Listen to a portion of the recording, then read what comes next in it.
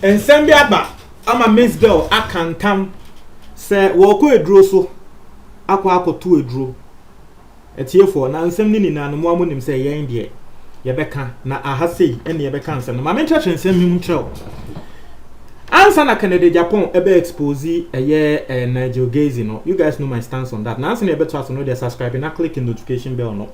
And no any that screen so sisi awe na sa latest news be about one sa ebeka quickly yan konsem ni mu ansa na Canada Japan ebe expose osofo Nigel Gaze no.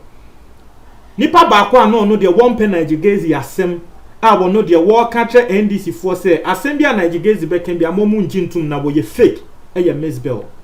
Miss Bell ye NDC ni nkofo hu Nigel Gaze so say or ye NDC for so for, but Miss Bell didn't like him. Why? Because Nigel Gaze eye Miss Bell bibi, but Miss Bell doesn't want the world to know what exactly Nigel Gaze did to him. It's Nigel Gaze there ye can Miss Bell pa wonu de wo hu Nigel Gaze say we ye fake. Na Canada Japan expose kokoko so yi Canada Japan keka nsem no. Canada Japan bonkofo bebredin say Nigel Gaze say wone mada say Nigel Gaze na wo pese wode ekona na ba na moaso kra na wo pese wode ni fakeness no kona na ba na moaso banana ba na moa esan say wo wa adwen ni nti ohun say Nigel Gaze ye fake nti na ba na moa wemfi no. Na Canada Japan dia mimompa the 3 hours a year na 2 sit show na Canada Japan better na so kasa ye no. I didn't hear Canada Japan mention Miss Bell's name, but quickly after Saturday ni see you know, Miss Bell posted something on social media. We posting a picture and our throw vindicated. Na brofo ye ka se vindicated and atre say but monfa mebo emmame.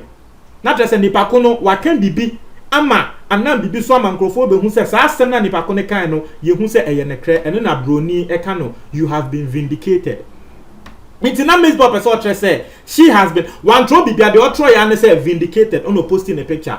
It's in Crawford who say say Canada Japan exposing Nigel Gaze in cancer mafa Nigel Gaze hu no and na Miss Bell walk in a way our person atre say ne crack yemfa ne bo embre no because no Miss Bell no share say walk say Nigel Gaze fake. Etiefo ehwa ne say wo be hu say a lot of media outlets afa story edenam a lot of media and there a lot websites needing bebre no more for story no edenam say Miss Bell let me read one of the story headlines no and can the dial screen so no story headlines no back and no na a dial screen so no na nini name no this particular website GhanaOwns.com. Now, what's your headline? I'll try and say Miss Bell confirms Prophet Nigel Gaze chopped hair, as Canada Japan said. Mind you, Canada Japan there was a Nigel Gaze one name bad that one bomb Miss Bell ding, but Miss Bell can't vindicate that Nintinan Grofo say ABA Miss Bell in some war candidate that said one no Nigel Gaze ayeni bibi na one cano ABA Nigel Gaze in any die. I know na a bank of 4 trim and Uncle Fosha as I said one more true stories be say Prophet Nigel Gaze Miss Bell confirms Prophet Nigel Gaze chop her but Miss Bell and Bob Ontiambe confirm me because I have vindicated now what kind inti in Crawford afan say what confirm say one Nigel Gaze ada and Nigel Gaze afano. Now when a Miss Bell dey before Bob Ontin ebe live video can say Ghana 4 bloggers ada na motesa one no Miss Bell enkan wo baby ada say wa confirm me na Canada Japan kra wa mbo Miss Bell din say Nigel Gaze name Miss Bell ada de Canada Japan can say Nigel Gaze name ba bebreda but wa mbo Miss Bell din ti ade na wo say mo ankasa mo de mo adwen fa ho a mo beka say me ma confirm me nso man confirm me de me try and say vindicated mo fa me bo embre me nkan say woni me ada nti ade na mo yesa nti Miss Bell say eho e na wo contact say sa website yi e ka che website for ne say de mo atro no e wrong story Mr. Mo pull it down. Was it the owner of the website? Enfin le numundra masa say a wrong story krana say nya ndene first time I throw wrong story about you. Inti na story ne yem pulling it down. Was it hey? What try someone Fa me ho atrese enye papa me say pull it down no so pull it down e na ne bako ni mom e ka tra Miss Bell say se wo hwe na e hawa fa me court Miss Bell so was say ono de court nsensem e wo krom ha e be che me kai embra asamoajan e be ghbase.com e court after close to over 3, 4, 5 years and son as in the year ruling and also sa ghbase.com for control and be for Samoajan ho e ma Samoajan de omo court e cheye be 3 years to within 3 years to 5 years and son as in the year ruling Miss Bell say asem we wo the court wonim say be che enya say wo the court na no china just wo the court na just wo china ruling aba into ono de wo wadanfo bi wo no de wo sombosom e ho no friend adamfo ne chene na adamfo ne se wunim brabosom ne so ochina wo ba na ensem bia wo pese wo ka de wo pese wo de ye nipa ko a wa trust story we afa ho bia no fa be ye no nti Miss Bell say wo kwa akobodua wo say wo ye court ono de wo Miss Bell de clearly waka say wo no de wo nye kristoni nti wo say wo kwa akobodua we ya ho say de court nsensem ko ono de wo mpe court nsensem bia wo ko akobodua Miss Bell bi ofu ni bu ofu kra enye easy wo ka etiefo yenko tie Miss Bell enum nsem embra ma clue bi krampo say efa me ho even though I mean Niger what problem no say oni obi foforo enya asama emfa me ho me ni ho kwan say me de ma no kotum na me ko tobo because me na me pay justice and na me justice so I have moved on and no ya say just like that no obi akwa story say me ma confirm say and Nigel slept with me just as Honorable Kennedy Japan said. Honorable Kennedy Japan hasn't said anything like that. Honorable Kennedy Japan didn't mention my name, say, and Nigel slept with me, and then I have confirmed. No, there was nothing like that. There was nothing like that. And I am me yane bufu passe. Obi ashada. Atna say, I drove for story where say, Miss Bell say.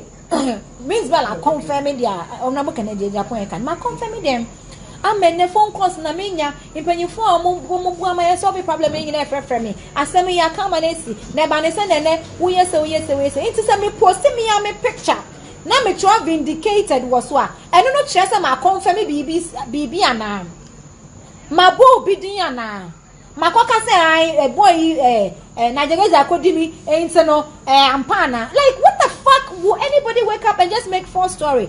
And the sad part about this is nipa no ye false story no ya locating no ene na kanyansa say asem ya watro yi ntro so pull down the story and she got the guts to say and then the first time I tro false story afa me ho ana I should deal with it.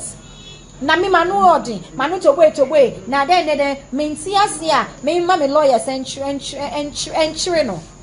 But why would you write fake story? I have this person's voice. I can say and then the first time I try false story, if the story is false, why don't I sue? Me sue no. Me near that I do court me because I bet check. And I mean go waste lawyer be at time. But me one fetish priest your friend na do boa for junior. Ma bona manie akama asamache no so watch na me mra make kama asamuche na nanom. Enti akosu a wo ye adwuma or GhanaOwns.com who spread the false story. Some email your confirmation say Nigel Gaze blah blah blah no. If you don't pull this story down, who's what crowd trust say your chat website down who be boy ndua. Don't worry. Me cry someone me dey to na nanom anim no manu en so say brand na be bo ne dua. Because I have reached out to you and I've told you say story now watch on a force and you've confirmed to me say I'm sorry I watch on your force but bringing it down because this is not the first time I will be at your force story after me and this affair now the who are blogging business no now face a Miss Bell me na me din yet there and to me now the best start I am kwasi adia it will end right there. I am telling you I had issues with Nigel Gaze, yes. I have solved my issue with Nigel Gaze, yes. I have moved on. So oni obi kuntokwa emfa me ho oni obi anya asema emfa me ho I mean ni wo kwan krasa me koka bi ana asem yi de ye hi ni kra ne say asem na o ka say me confirm no obi ankra mbo me din wo mu Honorable Kennedy Japan video so yeah baby all can Nigeria say one bomb is building or baby one campus musician bimpo and a musician bimpo yeah say not there was no clue nothing in there that says Miss Bell. Etiefo inti asem no eno ano no Miss Bell was say wo kwa kobodia because nkrofo the story no enam na nekre mesremo yen bloggers are report story no yeah let's report stories are yaka asem we nekro Kennedy Japan kan e me kan me nim say Miss Bell ni Nigeria won sem. You can think go back to me so wadwen aka say ebia wo wadwen mu no susu sa but wo control e bet to me your opinion one say there are some websites they have opinionated blogs and opinionated text na tre say wo bi adwen a wo susu no na wo dey atro maka wo bet to me say oh ebia opinion na why in a form of a question and no na Miss Bell krabeti as say okay wa wadwen mu na wo ye den wo dey dwen sa. But the fact say we reach out to you actually say enye sa na tie no. You just pull the story down. Mekai say mrebi asamwajan UN4 eba bontin be kan say Ghana Ghana UN we groups bi sorry a wo mo de UN4 din ebu Ghana for. And that same time edin a wo mo boy no that same time na group bi edin na ya say me enya say na ya say it na the same name but the original one no one more no association kan ho but the fake one association in kan ho ema me betina ha say a report here ema make say oh so a group na omo aboni din kra ba kwa omo aboni din kra no womo na ekobo asamwaja na baso. What the group did and they said they reached out to me and they told me said Dabi group no men check din ni ye din no fake for na shada for omo din into one hwe ni ye kra wonhu. Nekre, wama me na me ko check here na me yeda and me pull the story ne down. I even did a rejoinder. I me post it to my channel so etre say story no say net yes fake group no wama sheda ko fa real group ni din to the extent say real group ne ya de ka obi say fake group no. But the story ne buy into your shemo bloggers so be reach out to you. Now will provide the proof to say enya sa net here. You say yes, oh story no ebia it is attracting views, you are getting more money. But you say who say will be doing so. So you just put the story down. And now I say, even if you not put the story down, what you do, they say, what the person still story in crofoshe and people are watching it. That's okay. What you do, they say, do a rejoinder.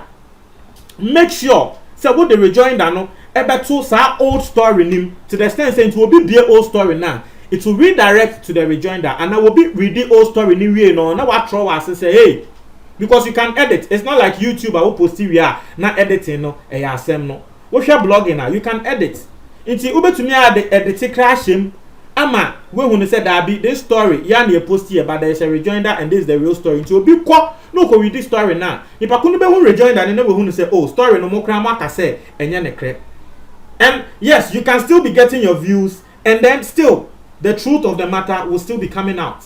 But you say, oh, you not put the story down, you not put the story down there. I mean, yes, say it is the views that matters, but let's try to use some intelligence in all these things. Yes, one person will police video need that one, that's okay. But there's a way you can do to send the correct info outside. And that I'm sure Kra said, na kene krabema Miss Bell kan ni aje. And this is not the only website one more ISR there were a lot of websites. It's a much more comment box for me that's it.